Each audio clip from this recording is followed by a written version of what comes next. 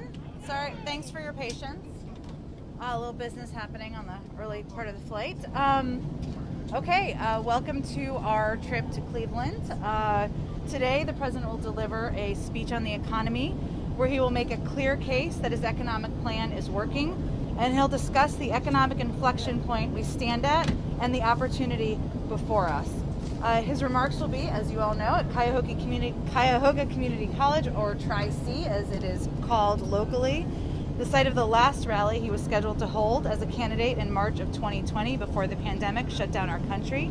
There he'll note the remarkable progress we've made in defeating COVID-19. During his speech, he'll make the case that I already conveyed that. Today's positive GDP report is the latest proof that his policies are healing the economy and getting Americans back to work. We're creating an average of 500,000 jobs a month, 8 times more than before President Biden took office. And unemployment insurance claims out this morning hit their lowest level since March of 2020. The 4-week moving average of unemployment insurance claims has dropped by nearly 50% since the president took office. And these weekly numbers can be volatile, as we know and we all discuss, but we are encouraged by the fact that the 4-week average continues to trend down. In his remarks, he will also make a forceful case that higher wages are good for American workers and good for our economy. He'll argue that we need to make our tax code ensure our tax code favors work, not wealth, so big corporations are incentivized to invest in America, not on stock buybacks or CEO pay. And he'll talk about the need to make generational investments in our economy through the Jobs Plan and the Families Plan in advanced manufacturing, 2 years of community college, roads, bridges, broadband, and a host of other areas that will create good paying jobs and help us outcompete the world. With that, kick us off. Thank you, Jen. The president spoke briefly on the tarmac about the Republican counteroffer on the infrastructure. I was hoping you'd get a little bit more on that. It's confirmed that he's going to meet with Senator Capito next week, if you could confirm that. And then also, will he be meeting with the other group, this bipartisan group that includes Senator Romney? Sure. Did the statement that was out in my name come out before you took off? Okay, I just wanted to absolutely make sure of that. As the president conveyed, and as it was conveyed in my statement earlier today, we are certainly encouraged to see Senator Capito's group come forward with the kind of funding level.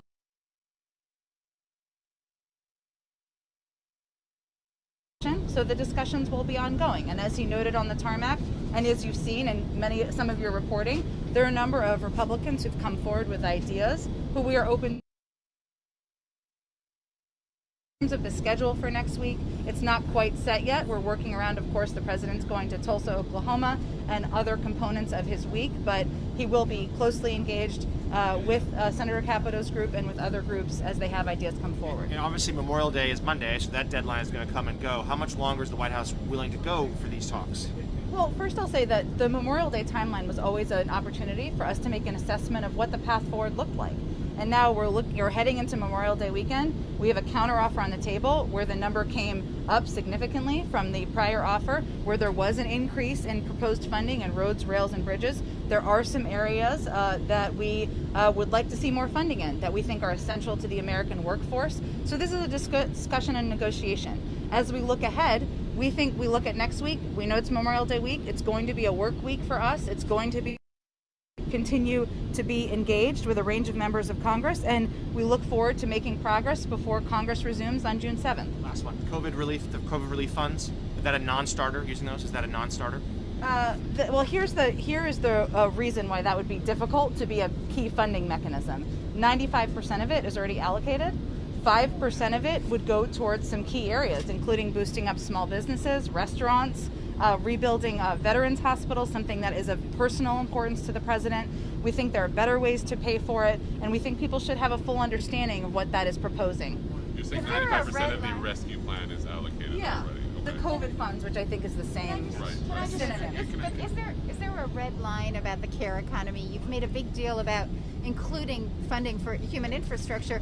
The Republicans don't include that at all in their proposal. So is that a red line for the president? Does that have to be in there, or is there some other way to get that funding? Well, I'm not here to set new red lines. His only red line is inaction. But that has been included in our counterproposal back, even as we came down $550 billion last week. That shows how much of a priority it is to the president. This is an ongoing negotiation. We'll continue to have discussions about how to move it forward. There are a range of mechanisms to move ideas forward in Congress, and we're open to that as well. Do you have a particular day where you want to make a call about, giving up on the hope of a bipartisan deal, or, wanting to get one by a particular day? Is there a go, no-go date on the calendar? Why would we do that now? We have a counter proposal and a range of others who want to have a discussion. But is it 2 weeks from now? Is it 6 weeks from now? I think our focus is on continuing to work on having these discussions and negotiations through the course of next week. Again, it will be active, it will be engaged, we will be working hard, we'll be in touch with Republicans and Democrats through the course of the recess week, and we'll look forward to, when they resume, seeing what our path forward looks like. I believe Senator Toomey had asked also for an accounting of how the funds, the American Rescue Plan funds, have been spent already. Is that something you can or will provide to Capitol Hill? Well, the president has been clear to his team that we should be engaged and be responsive to any follow-up questions members and their teams have, and I'm certain that will be applicable. Can I go back to the timing just to clarify one thing? So next week is the recess week. The meetings will go on.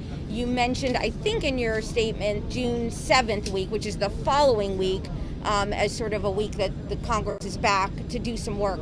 So should we look for some kind of ending point at that point, that week, at the end of that week? Is there a point that you all are talking about? It's ended when the president signs the legislation into law. Okay, well, today he said to us on the tarmac, very soon, I think was his phrase, so I was trying to figure out what that meant, that he was wanting to get something done very soon. He said the summer. That's very soon.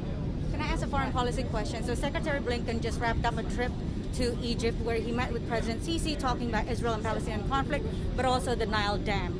Was the Nile Dam a negotiation tactic or a bargaining chip to secure Egypt's support for the Gaza truce? It sounds like a question for the State Department, given it was the Secretary's trip. I would point you to the State Department. Go ahead. Jen, is the expectation that the White House will offer another counter proposal as these talks continue? I think we have to see how the discussions go. As was conveyed in my statement, there were areas where they came up. That was encouraging. Areas where we'd still like to see increased funding because we think it's important to small businesses, to workers, to our clean energy economy.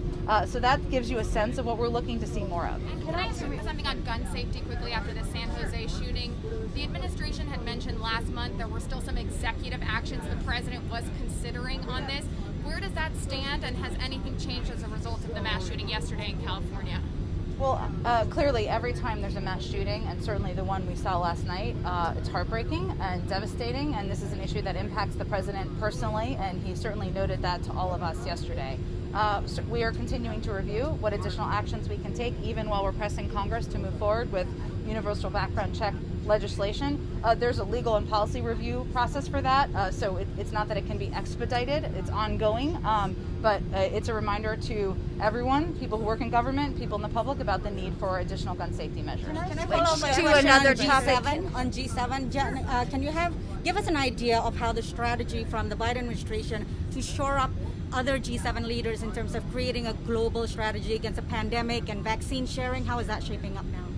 Well, first I would say, as you all know, we have announced that we will be donating 80 million doses to the global community. What is happening now behind the scenes is that there is an internal policy process to determine how we can do that in an equitable and transparent way.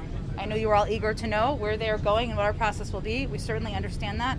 We hope to have more soon. That will certainly be a point of discussion, we expect, and certainly any questions that come up from our partner countries in the G7 or conversations in NATO about how we can work together to get the pandemic under control, we expect it to be a large topic of conversation at the meetings. Is the expectation that the G7 countries will come up with some sort of agreement that this is how we're going to help the world in terms of overcoming the pandemic and vaccine sharing? We're a couple weeks away from the G7 meeting even starting, so I'm not going to get ahead of any discussion. Will the president be meeting with the Queen while he's in the United Kingdom? I don't have anything to announce at this point in time. Who among us wouldn't want to meet with the Queen? But we'll let them announce any invitation. Can I switch gears, please? One of the issues is also sort of the shortage of semiconductors. Yeah. Is that, do you see like some movement going forward, both at the G7 level, but then in a sort of broader multilateral group perhaps?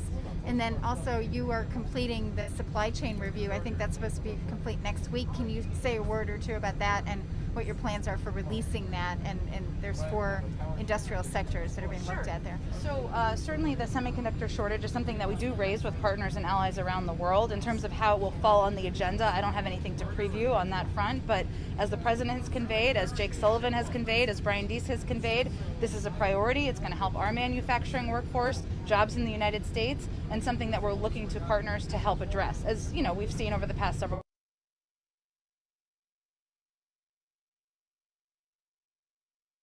You are expecting to complete that next week and release it. I think that's the intention, but I don't know what format or anything at this point in Jen, time. can I ask you a question about there's some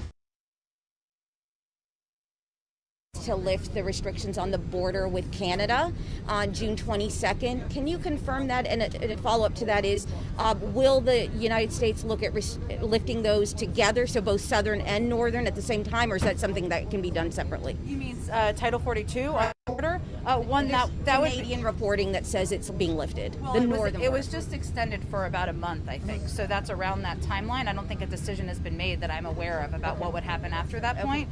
And in terms of the southern border and Title 42, that's really we rely on the CDC and their guidelines about what we need to do to continue to address a global But would pandemic. one happen over the other, or would they be simultaneous, northern and southern? I think they assess them differently, Okay. but I certainly would point you to the CDC and DHS about how they make this. Let me ask you this question a different way, Jen. I mean, the Nile Dam was an issue that President Trump put in. have anything more for you Is on the this. president holding out hope for a bipartisan commission on January 6th, given what we're seeing today on Capitol Hill? And are there any Republicans he's reached out to personally to try to encourage them to vote for it?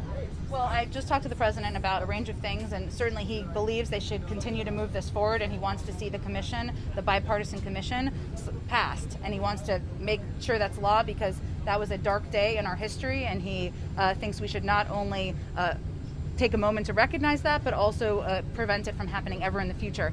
Certainly, he'll continue to convey that publicly. I also think he recognizes that, some of the people who oppose it aren't necessarily looking for his point of view, which is very public and well known.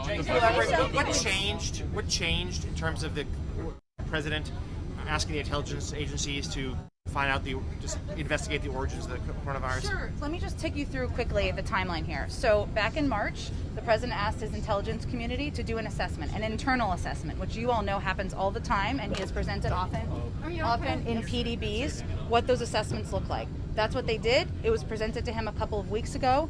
Following that PDB, he made clear, he asked them to see if we could declassify that information, make it available to the public. They came back just this week with what they would propose to be a public statement. Happening in the backdrop of that, as you all well know, was the World Health Assembly, where the Chinese made clear they were not going to engage constructively in the second stage of this investigation. And he felt that it was important, given a lot of confusion out there, to make public not only what the IC had done, but also to expand the investigation for 90 days, add more components of the federal government, including our national labs and our health and medical expertise.